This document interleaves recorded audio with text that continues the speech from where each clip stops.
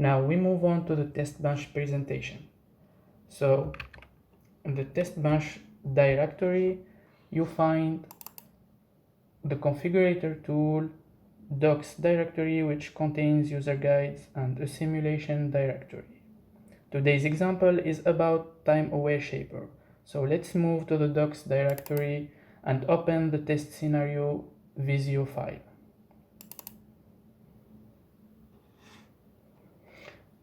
As you can see, the test bench uses an SCS TSN switch with 4 Ethernet ports. Each port has a link of 1 GB per second.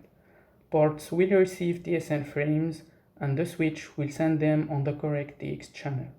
Each traffic type is identified with a specific VLAN ID.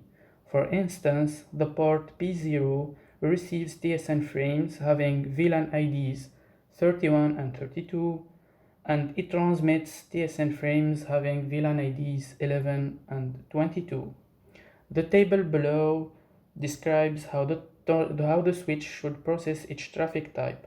For example, frames with VLAN ID 11 are received from port P1 and transmitted via port P0 using Time Aware Shaper service. These frames are associated with the class 4 and enabled to be sent on system cycle number 2.